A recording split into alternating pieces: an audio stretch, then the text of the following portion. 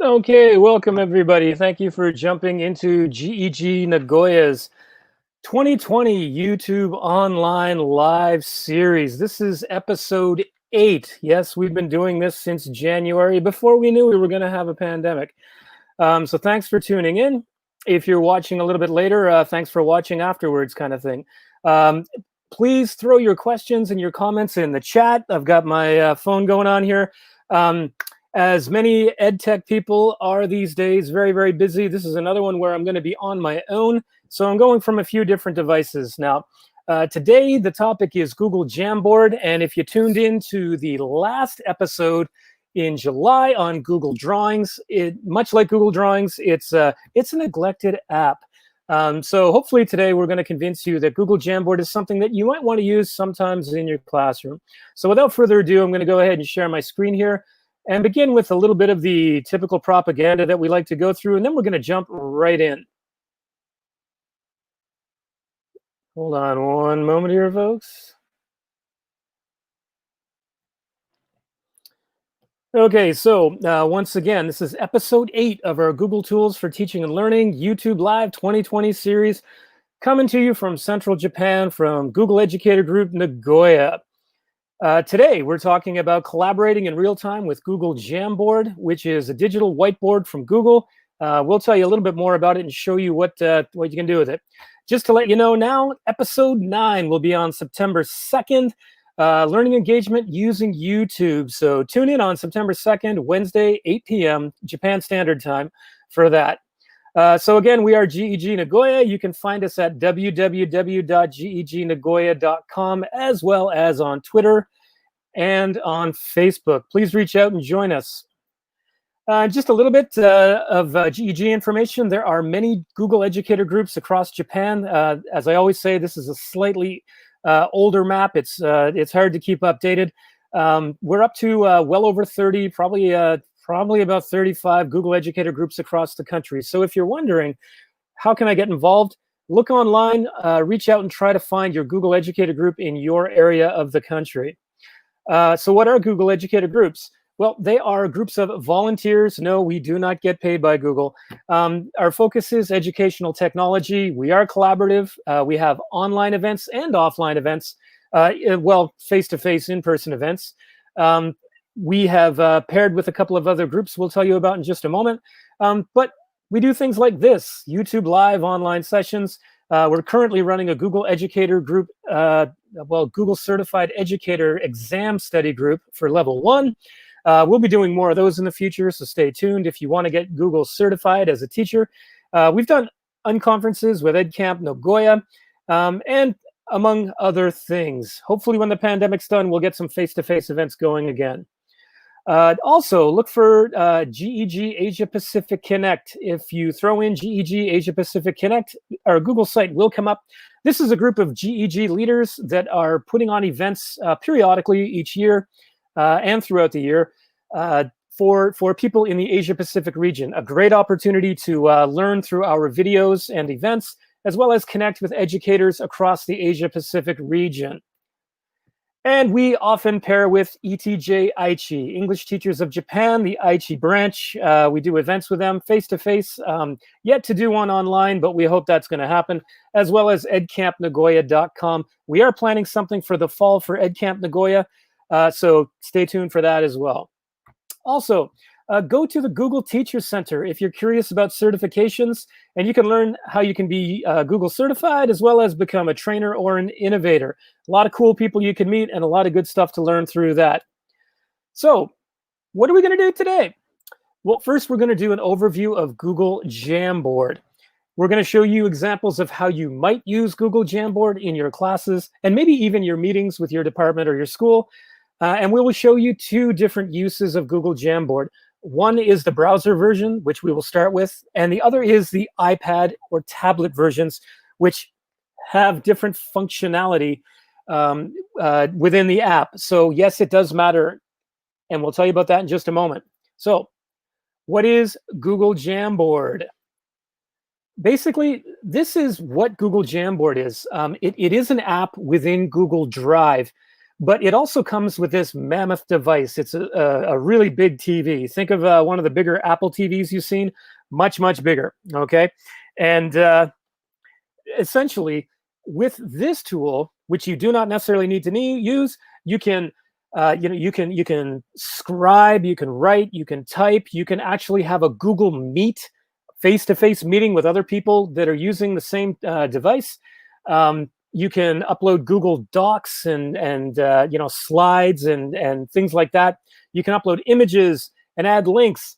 But it is different from the version you are most likely going to use, which is one from either your phone, your iPad or tablet, or your browser, which we'll show you in a moment. Now, each has different functionalities. So for these, for example, the tablet and the phone, you're not going to be able to do a Google Meet. Also, the tablet and iPad versions allow you to use the stylus.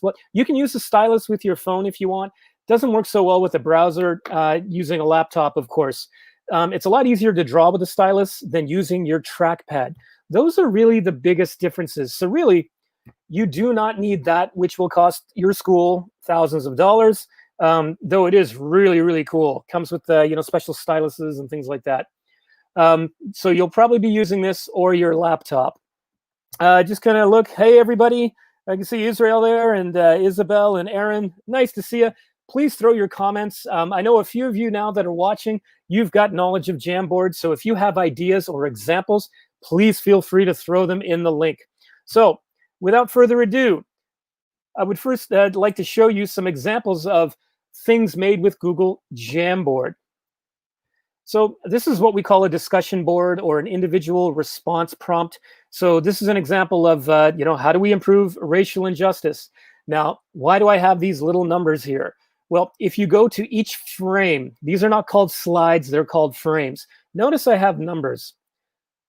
Well, what I've done is added numbers to these because let's say in the beginning of class or at some point in the class, I want students to give one simple opinion on one specific statement or question. So in this, I would say, what is one way to improve social and racial justice? So let's say I've said to the students in the class, okay, you're number 1, 2, 3, 4, 5, 6. Let's say you're number 16. The student simply has to type in their thoughts, and then they click save. I'm not going to do that. But what that does is allow anonymity, so you can have these controversial opinions given. And secondly, it also allows you to get a discussion going. So with this discussion board, having the numbers, it really allows students to quickly go to one place, and then you can take those comments and use that to drive a discussion. We'll show you where you can get these templates as well once we're finished here. Another one is infographics. Now you could have one page as an infographic if you would like, but you could also have multiple frame infographics. So this one's about poverty. You notice the social justice theme here? So throw in your number, throw in your comment. You can throw in a slide in the background to add that visual stimulus, get people thinking. Now you could do this yourself, or perhaps you could have your students do this. And yes, you can collaborate. You can have, I think it's unlimited now. It used to be 20 people on one jam. We call each of these a jam. Now I believe it's unlimited. So infographics. How about brainstorming? If you want, what you could do is put in your image, or maybe just have a regular background. We'll show you how to do that later. And then throw in a question or throw in a comment. And then students can go and add what is called a sticky note. Write their ideas, they just save it, and then they can tap out and move it around and kind of, play around with it, get a little bit creative if they want. And you can get a whole class on one board or multiple frames in one jam to give their opinions. Secondly, let's say you're collaborating across classes in your school, or maybe you're collaborating with a school outside of your country or across your country. Well, you can simply set up your topic. In this example, it's, what do you do in your country? So school A is going to be anything in green, and school B would be in yellow. So you just set up your frames in this way. What's traditional food in country A? So students from country A would add to this jam. And country B would add to that one. Same topic, different colors, so people know exactly where to go. Belief system is in both countries. Clothing in both countries. You get the idea. Another one could be using images. So as an example with my students, I teach individuals and societies, which is kind of like social studies, hence the social studies examples. Let's say you're looking at maps. I would say, okay, let's look at map projections and see what's good and not so good about them. And I could just project this on my whiteboard or maybe share my screen if I'm teaching remotely and have students throw in comments either on the Jam here or perhaps in another space like Google Forms or something like that.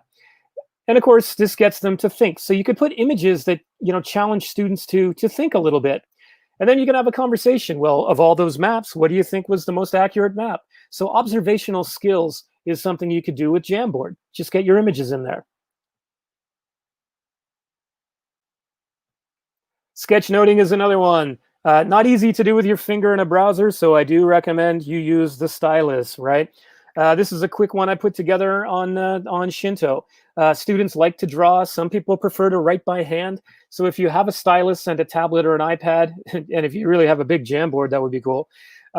Then you can create a sketchnoting jam. This is good for note-taking when you're at a meeting as well, actually. As the meeting goes on, all you have to do is add a new frame and just continue taking your notes.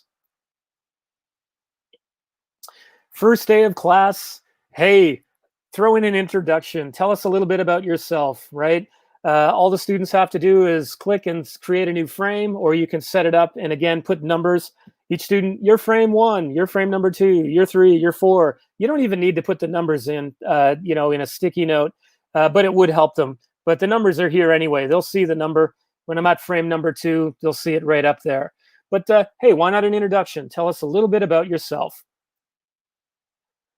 I think I know. I want to know. I'm sure I know. And I'm going to find out by. So it's KWL, and how I'll find out is the H. So, this is an activity you can do with students. When you want them to start thinking about a topic. We're starting a new unit. Tell me, let's say the topic is, I don't know, ancient Egypt. What do you know about ancient Egypt? And then they kind of write their ideas. And they can add like more to the jam here, or they could add a frame. For any of these, if you use Google Classroom, then you can just make a copy for every student in Google Classroom, and then they can use it as they see fit. And then maybe you can assess it if you would like. Another one is mind mapping. You can easily create these nodes and then use the stylus to connect. Unfortunately, they don't have lines that will connect. Jamboard is a very, very simple tool, which is why it's nice. There are some features that would be good to add to it, such as lines that would connect these nodes. I'm sure that will come in the future. But think, mind mapping. And of course, maybe you want an image and you want students to annotate. So in this instance, maybe I would just leave that image blank. And then right on the top, do you agree that Zealandia should be a continent? Explain below. And they can either add a sticky note and type their responses, or the glorious stylus, right? So those are a number of ways you can use Google Jamboard. If you would like to make copies of them, here's shameless self-promotion here. I'm going to throw that in the comments. So you can go to my website, and I've got things that you can download from Google Jamboard. So what I would like to do, in fact, I think I'm going to get you using this in a moment. Instead of just displaying, I'm going to actually share this, and I'm going to get you to kind of play around with it. I don't want you to play around with it just yet. Let me just allow anybody to edit this. We'll be a little bit interactive here. I want anyone with the link to be able to edit that. Copy that link. Now just hold up. I'm not going to give it to you just yet. First, I'm going to show you some very, very quick features with the browser version. So if you look to the left here, you've got a pen tool. So you can choose your color, choose your pen or a highlighter. Let's just use the highlighter for now. And you can highlight certain things, or you can just kind of draw in kind of like this, right? If you don't like something, you've got an eraser tool. Now, if you don't like something, you can just look in the top left there, and you can just simply click undo, and it's going to undo things. But you can get the eraser, and you can just kind of erase there if you would like. Now, let's say I want to get rid of everything on the frame. All I had to do is click clear frame, right? Did that really quickly. Now, sticky notes, very basic. You can choose your color or choose no color. And let me go with pink. I like pink. Comment. You don't want to comment. You want to comment. And you click save, and then you will have to tap out. And then you can drag this, make it a little bit bigger. The text gets smaller as you type in. And if you don't like it, you can just, edit it, duplicate it, delete it. If you want to edit it, you can just double tap it, actually. Okay, if you want to submit an image or, put an image in, you can do an image search. You can use Google Drive. You can use Photos, which would be in your Google Photos. Or you can select an image, like you said, upload from your device. Let's throw in beach party. Yeah, I'm sure a lot of people would like to get to the beach. Let's go to the beach party. Yeah, which one do I like the most? I kind of like that. That's got that cool airplane in the back. All right, so I'm going to put that in as my background. Unfortunately, you cannot crop images and things like that, so you kind of have to get a little bit creative, kind of like that. Yeah, I like that. That's looking okay. I will point out before I hand it over to you is the pointer, right? If you're doing a presentation, you got this little pointer thing that you can use, and it's not permanent, which I think is really kind of cool. So those of you that are watching right now, I'd like to see if you want to play around a little bit. Add to our beach party. Now I'm looking at it here with my iPad. Hey, MK, calling in from Malaysia. It's good to see you. And Israel is actually in from Mexico. Man, this is great. We've got Mexico, we've got Malaysia, we've got Aaron from here in Japan. Isabel, not sure where you're from, but hey, it's great to see you. So jump in, start playing around with this just a little bit. And what I'm going to do is after that, kind of show you how the stylus works.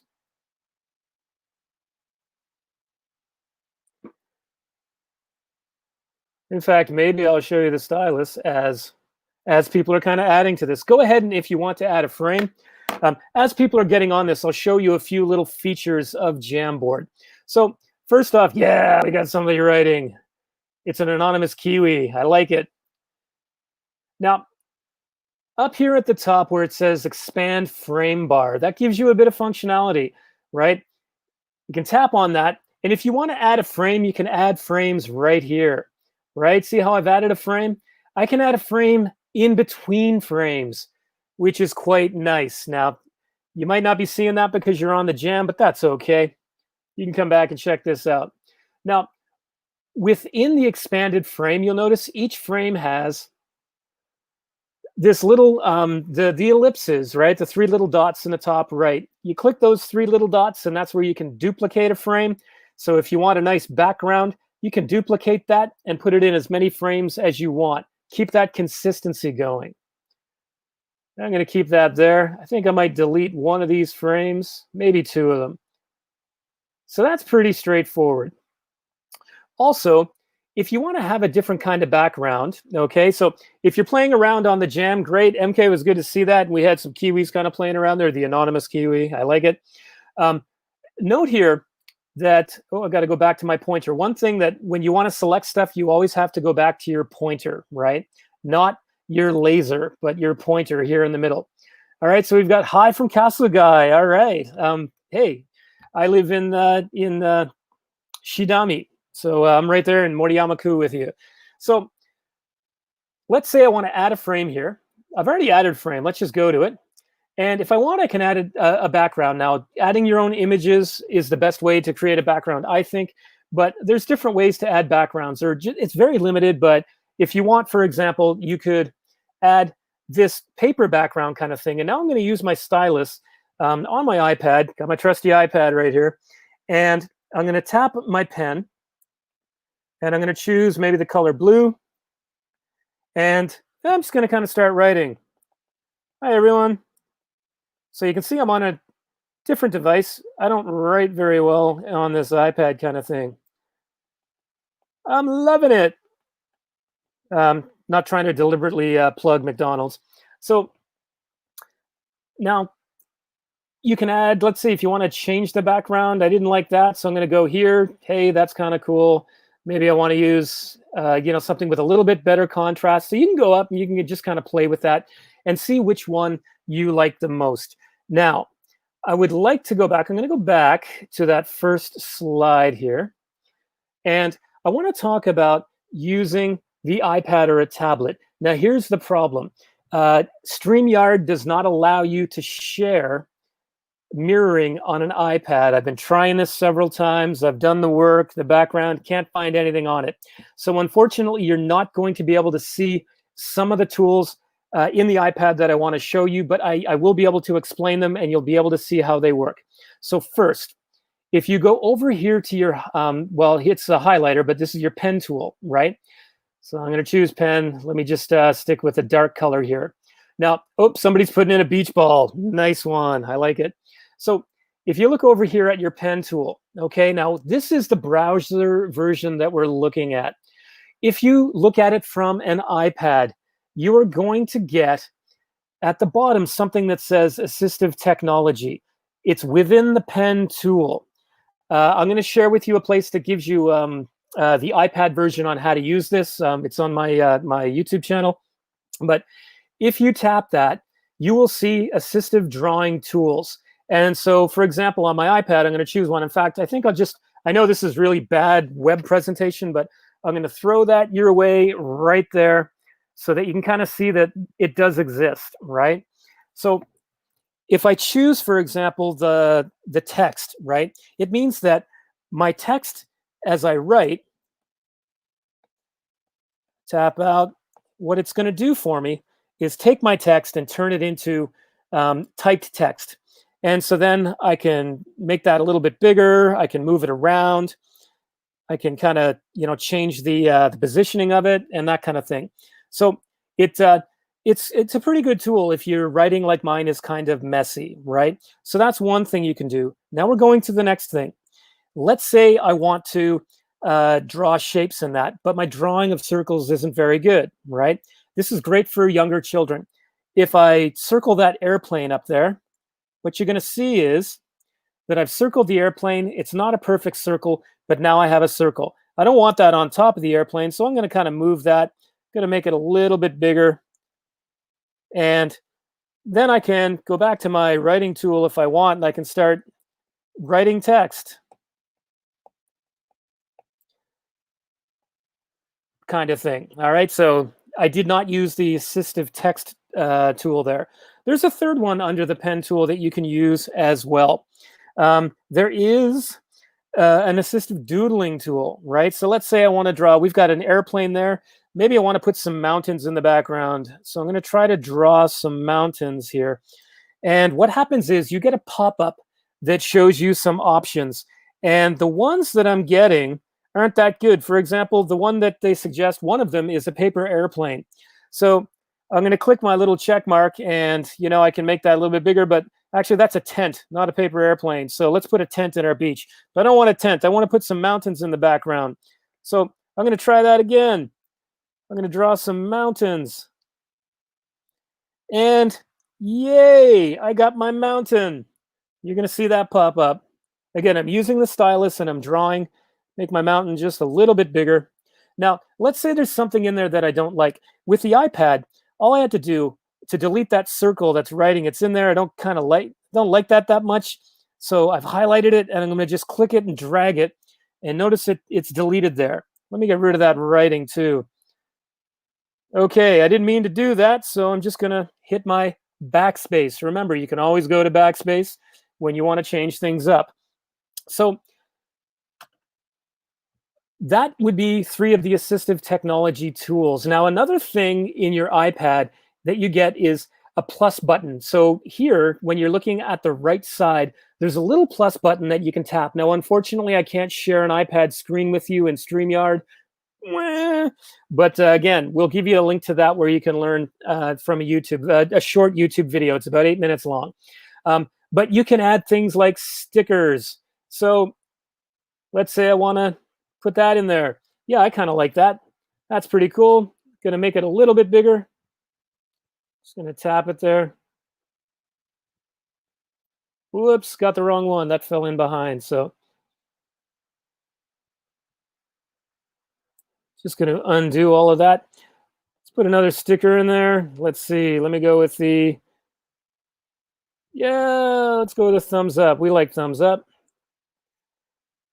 And if I want, I can tap and I can duplicate it. We got a lot of people happy with thumbs up kind of stuff, right? So you can also add stickers. I noticed that I've moved, or somebody's moved the image, but that's okay. Now, something else that's really cool in the iPad version that you cannot do with the browser version is you can add Google Slides images and you can add Google Docs. So let me just, now again, it's gonna appear down here on your iPad. So you can see now the iPad has more functionality, right?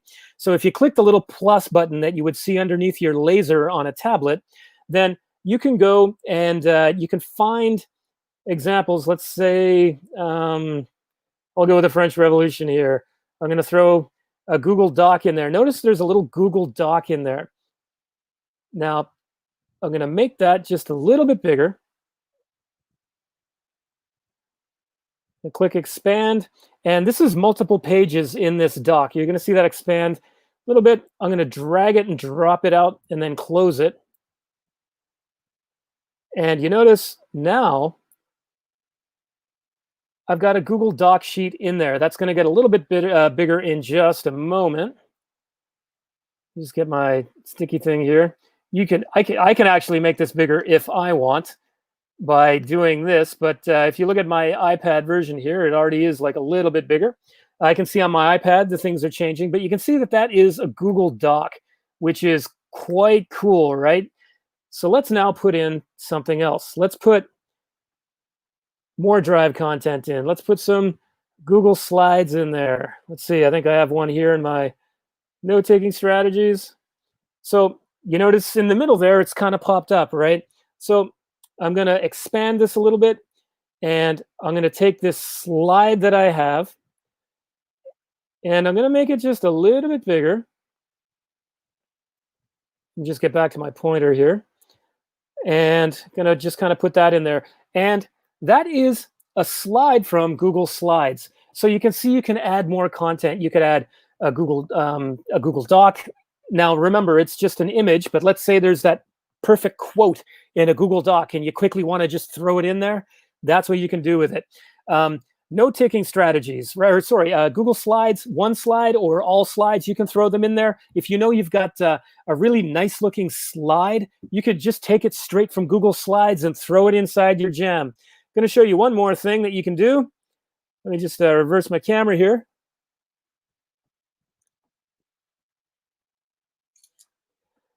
I'm going to throw a photo because, hey, really nice for maybe that first day of school. If your students are on iPads or something like that, then you can get them to create a photo.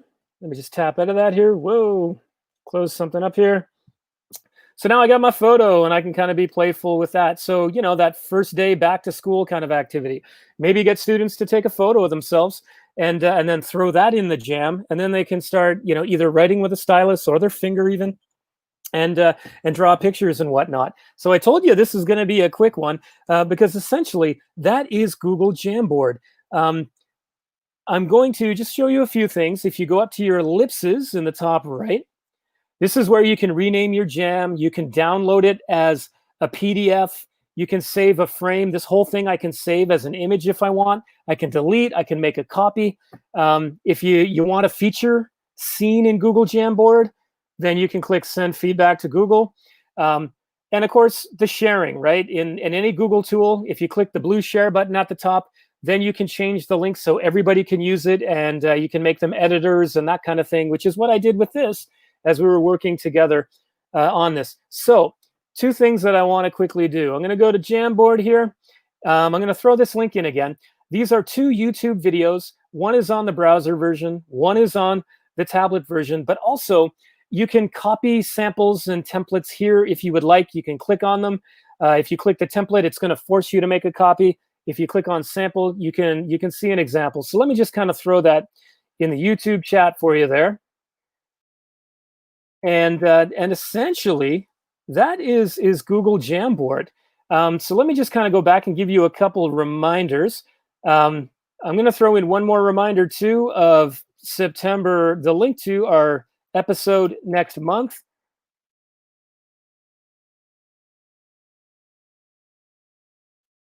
And I'll throw that in one more time. Let me just come back to my deck here. Okay, so a very short episode today compared to other episodes. But remember, we are Google Educator Group Nagoya. You can find us at gegnagoya.com, as well as on Facebook and on Twitter. Just search for GEG Nagoya or Google Educator Group Nagoya. And again, next month, Wednesday, September 2nd at 8 p.m., we're going to talk about using YouTube in the classroom. We're not going to teach you how to make your YouTube channel. We'll do that in another, lengthy workshop, actually, not even a session. So we hope to see you next time. If you have any questions about Jamboard or any other Google tool, email us at gegnagoya@gmail.com. Thanks a lot for tuning in. We hope to see you again.